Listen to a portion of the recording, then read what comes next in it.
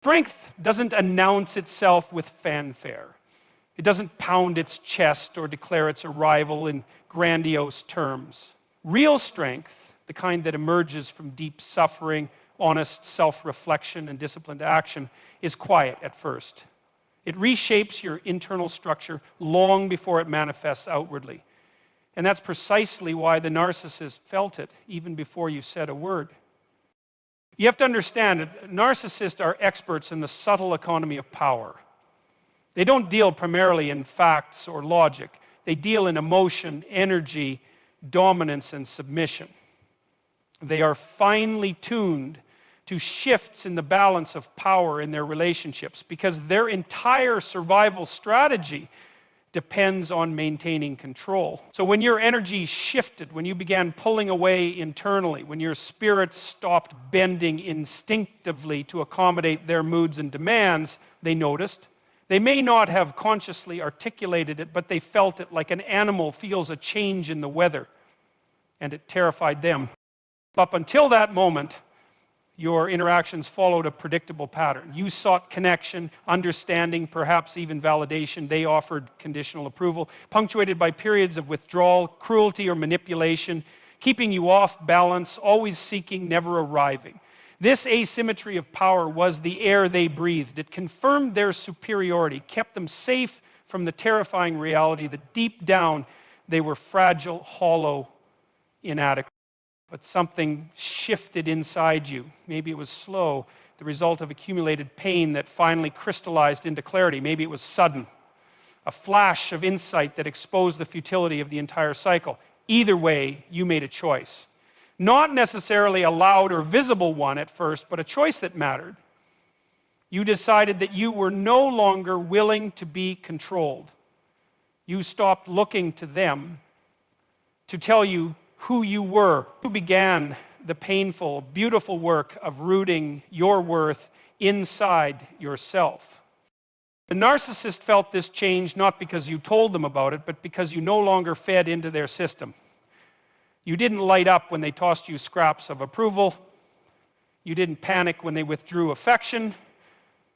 You didn't fall into old arguments that always seemed to leave you doubting yourself. You disengaged. Not with rage, but with indifference. And indifference to a narcissist is devastating. It signals the death of their ability to manipulate you, to remain the center of your emotional universe.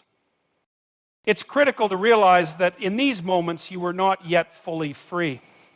Internally, you may have still been grappling with doubt, grief, even fear, but the shift had begun. And they could feel the tremors. Your internal reality was no longer aligned with the role they had assigned you. You had started to exist independently. You had started to belong to yourself. This moment, the moment your energy changed, is where real transformation begins. Because transformation is not first about changing your external circumstances. It's about changing the way you inhabit yourself. It's about refusing to contort yourself to fit into the small, dehumanizing structure someone else built for you. It's about deciding that you will no longer trade your authenticity for approval, no matter how long you have lived under that economy. The narcissist's recognition of your strength was not admiration, it was fear. They realized, perhaps more viscerally than you did at first, that the dynamic was shifting irrevocably, that the illusions they maintained of your neediness, your dependence, your inferiority were crumbling. They realized that the gravitational pull they had relied on was weakening, and they panicked. That panic often manifests in predictable ways. Sudden love bombing, desperate promises of change, heightened cruelty, or even discarding you preemptively. All of these responses are designed to reassert control, to pull you back into the old dance. But once you feel the truth of your own strength, once you experience the internal shift towards sovereignty, it's almost impossible to unfeel it. It changes the way you move, speak, and even occupy space. And the narcissist, for all their manipulative skill, is powerless against that kind of authentic transformation. So understand this. Your strength didn't need to announce itself. It didn't need to make a scene. It only needed to be real, and the narcissist felt it deeply, instinctively, helplessly. They felt it because real strength disrupts false systems. It exposes lies. It calls broken power structures into question simply by existing. Because when your spirit stood up, even silently, the entire dynamic collapsed, and they knew they have already lost. One of the most pivotal moments in your evolution away from the narcissist came when you stopped feeding them emotionally. And it's crucial to grasp why this mattered so much, because in narcissistic dynamics, attention, admiration, and emotional reactions are the currency. These aren't simply the byproducts of a relationship with a narcissist. They are the very lifeblood of the dynamic. When you became stronger, you instinctively, or perhaps deliberately, withdrew the emotional fuel they depended on. And that withdrawal triggered something profound. It wasn't merely that you acted differently, it was that you felt differently. And they felt the absence of that emotional supply like a drowning man feels the absence of air. Now, many people misunderstand the narcissist's need for emotional supply. They think it's just about attention, about being praised or adored, but it's much deeper, much darker than that. Narcissists don't only crave positive attention, they feed just as ravenously on your fear, your anger, your confusion, even your pain. In fact, sometimes your suffering is more intoxicating to them than your admiration, because it confirms their power over you. It reassures them that they matter, that they have the ability to shape your inner world. So, when you became emotionally detached, when you began to master your inner reactions, you didn't just deprive them of affection, you deprived them of existential validation. You refused to participate in the theater where they played the starring role and you were cast as a supporting actor, constantly reacting, constantly revolving around them. You stopped being predictable. You stopped being easily triggered. You stopped dancing to their tune. And this, from their perspective, is a mortal wound. It's worth noting that emotional detachment doesn't mean coldness. It doesn't mean cruelty or bitterness. It means rootedness. It means that you reclaimed sovereignty over your emotional responses. You no longer allowed them to jerk your heart around like a puppet on strings. You still felt deeply, but you felt on your own terms. You still cared, but you no longer abandoned yourself to care for them. You still reacted, but you chose when, how, and whether to engage. This self-possession broke the narcissist's spell. Because here's a psychological truth that cannot be overstated. Power in a relationship is determined by emotional dependence. Whoever needs the other less holds more power. Narcissists engineer relationships in such a way that you become emotionally dependent on them for approval, for stability, even for your sense of reality. And when you withdrew that dependence, you didn't just inconvenience them, but you shattered the scaffolding that held up their fantasy of omnipotence. They felt this loss immediately, even if they didn't consciously understand it. They felt it in your silences, in your refusal to take the bait when they tried to provoke you, in your calm responses to what would have once devastated you, in your willingness to walk away from arguments you would have once fought desperately to win. You became less reactive, more still, more self-contained. And the narcissist felt the difference like a wound they could not staunch. It's important to recognize that their recognition of this shift often precedes their most aggressive attempts to regain control. They might escalate their provocations, try to reseduce you, or manufacture crises to force you back into emotional engagement. Because they are terrified of the void your detachment leaves behind. Without your reactions, they are forced to confront their own inner emptiness. And nothing terrifies the narcissist more than facing the truth of their own insignificance. And so your emotional detachment was not an act of cruelty. It was an act of self-preservation and profound psychological growth. It was the moment you stopped being a participant in the destructive cycle. It was the moment you chose to invest your emotional energy inward, into healing, into rebuilding, into becoming. It was the beginning of living from a center of strength rather than a center of fear. The narcissist felt your withdrawal not as a simple rejection, but as a profound existential threat. Because in refusing to feed their need for domination, you forced them to glimpse, however briefly, the hollowness they spend their lives trying to deny. Your strength revealed their weakness. Your self-possession exposed their dependency. Your calmness undermined their chaos. And once you crossed that line internally, there was no going back. You had changed the terms of the relationship fundamentally, and they knew it. They knew that the emotional game was over, not because you said it was, but because you no longer played. The next shift was just as critical, perhaps even more visible than your emotional detachment. You started setting boundaries. And not just any boundaries. These were not the tentative, hopeful requests you might have made earlier, which could be negotiated, minimized, or dismissed. No, you erected clear, immovable walls, grounded in self-respect, not in anger or retaliation.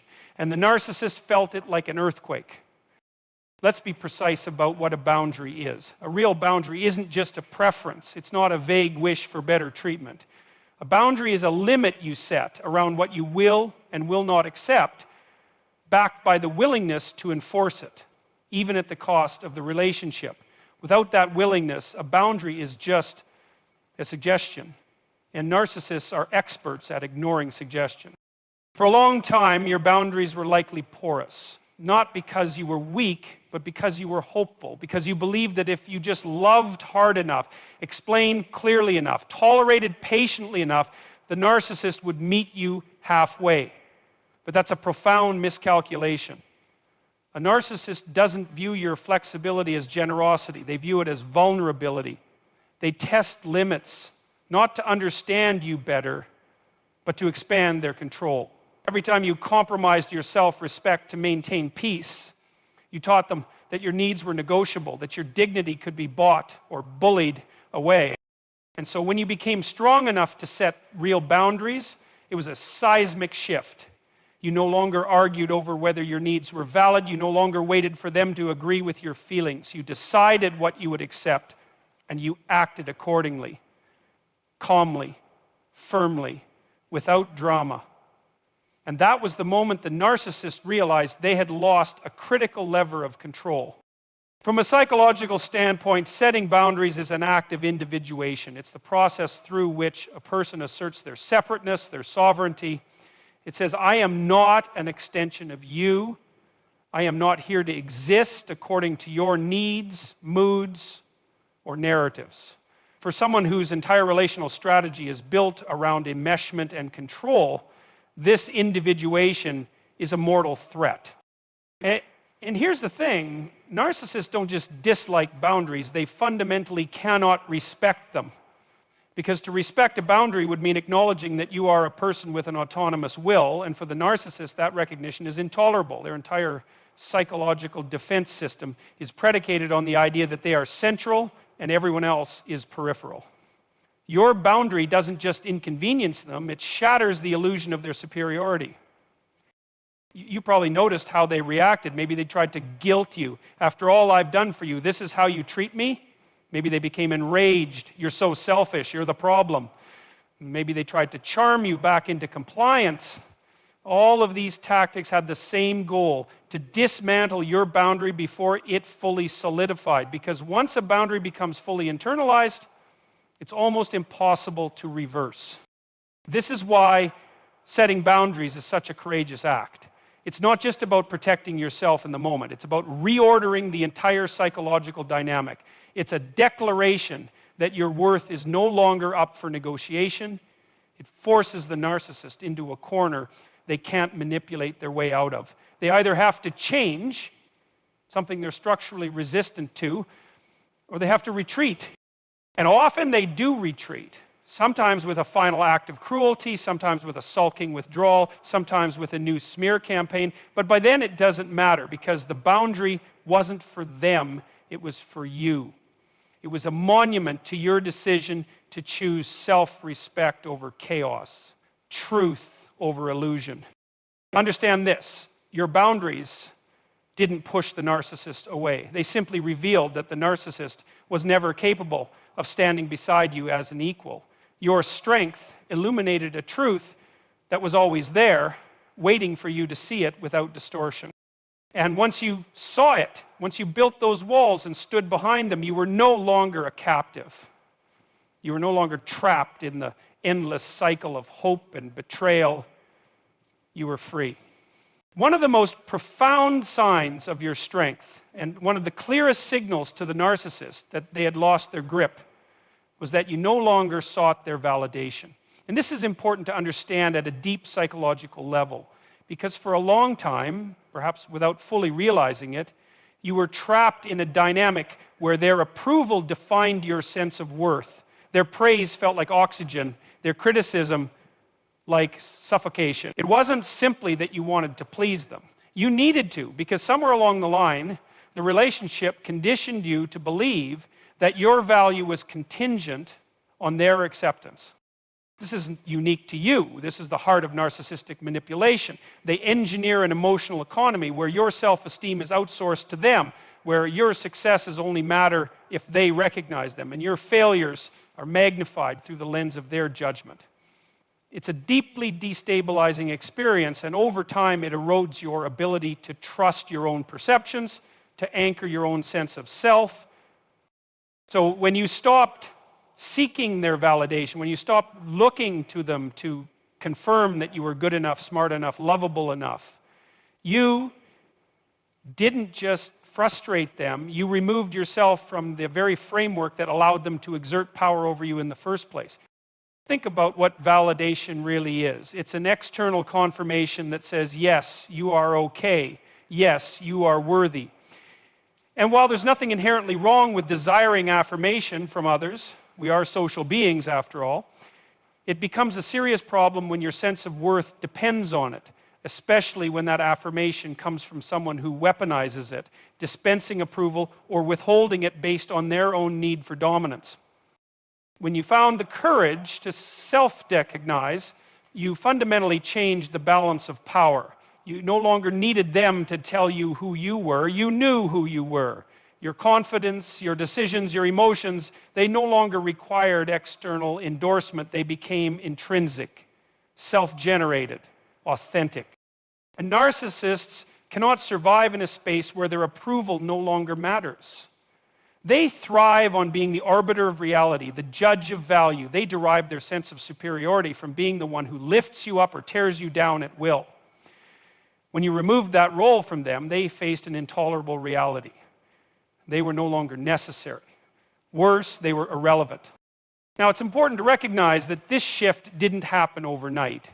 It probably unfolded slowly, almost imperceptibly at first. Maybe you started questioning their criticisms instead of automatically believing them. Maybe you caught yourself thinking, that's not true, when they tried to belittle you. Maybe you celebrated your own victories quietly without needing their applause. Each of these small acts of self-recognition was a thread pulled loose from the fabric of dependency, and eventually the entire structure unraveled. The narcissist noticed, even if they never said so directly. They noticed the way you didn't light up at their compliments anymore or crumble at their contempt. They noticed that you no longer hung on their moods, that their approval or disapproval no longer governed your emotional weather. And with every ounce of validation you reclaimed from them, their influence shrank. Psychologically speaking, what you did was reclaim internal locus of control. You placed yourself, not them, at the center of your value system. You accepted that your worth is inherent, not something to be awarded or revoked based on someone else's whims. That is an act of immense personal power, and it's terrifying to anyone who relies on your dependence to feel significant. And so the narcissist felt it. Not because you made a grand announcement, not because you launched into explanations or ultimatums, but because your very being began to emit a different energy. An energy of self-possession, of groundedness, of quiet strength. You didn't need them to recognize it, you recognized it. And that recognition made all the difference. This shift made you immune, in a sense, to the manipulations that once worked so effectively. The guilt trips, the gaslighting, the false praise. These tactics began to fall flat like arrows bouncing off a shield. Not because you became hardened or cynical, but because you became sovereign. You became someone whose value was no longer up for negotiation. Perhaps one of the most telling shifts, and one the narcissist could neither predict nor control, was when you stopped reacting to their provocations. This, more than almost anything else, signaled to them that their reign was over. And it's critical to understand why, because the entire psychological scaffolding of a narcissistic relationship rests upon one central mechanism: the ability to elicit a reaction from you. When you react, whether with anger, tears, defensiveness, or even desperate attempts to explain yourself, you are tethered to the narcissist's emotional economy. Your energy, your attention, your very psychological presence becomes their fuel. It confirms their importance. It reaffirms that they have the power to influence your inner world. In a very real sense, your emotional reactions are the lifeblood of the narcissist's identity. Without them, their sense of self collapses into the void they so desperately avoid confronting. Early on, you may have believed that if you just reacted in the right way, more calmly, more patiently, more reasonably, you could somehow fix the dysfunction. But that assumption misses something crucial. The narcissist isn't seeking understanding. They're seeking control. And as long as you were dancing to the rhythm of their provocations, even in your efforts to be better, they held the upper hand. When you stopped reacting, you disrupted the entire system. You didn't respond to the bait. You didn't engage in the endless circular arguments. You didn't try to correct the lies or defend yourself against the accusations. You simply refused to play the game. And that wasn't just a behavioral change. It was a profound psychological realignment. It meant that your internal state was no longer contingent on their chaos. This shift doesn't happen through gritted teeth or passive-aggressive silence. It happens through genuine emotional detachment, through recognizing at a deep level that you are not obligated to attend every argument you're invited to, that you don't owe anyone your emotional energy simply because they demand it. And most importantly, that your peace is more valuable than your participation in their dysfunction. That was the problem with engaging the narcissist. Of course, noticed this change immediately. They noticed it in the way their old tactics no longer generated the desired reaction. They noticed it in the unsettling quietness of your refusal to engage. They noticed it when their insults fell into empty space, when their manufactured crises failed to summon you into frantic action. And what they felt beneath the surface of their bluster or blame was fear. Because for a narcissist, being unable to provoke a reaction is tantamount to non-existence. If they cannot make you angry, cannot make you plead, cannot make you despair, they are confronted with the terrifying truth that they are not the omnipotent figure they believe themselves to be. They are just another person yelling into the void.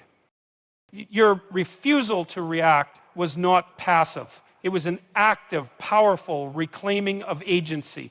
It was you saying, not necessarily with words, but with your very being, you no longer dictate the terms of my emotional life. And in doing so, you dismantled one of the last illusions they clung to, the illusion that they still mattered in the same way. Well, there is a philosophical principle here worth noting. The refusal to react is not a denial of reality, but an assertion of sovereignty over it. It's the recognition that while you cannot control another's behavior, you can absolutely control the meaning you assign to it and the energy you invest in it. That choice, the choice to remain grounded in your own reality rather than pulled into theirs, is the essence of true freedom. And make no mistake, the narcissist felt it. They felt the cold absence of control, the growing irrelevance of their provocations.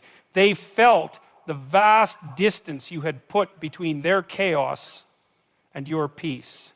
And though they may have redoubled their efforts temporarily, escalating, provoking, trying to shock you back into reaction, at some point, even they had to see what had become undeniable. You were no longer captive to the drama. You didn't just stop reacting, you transcended. You rose above the smallness of their games and reclaimed the dignity of your silence, the strength of your calm.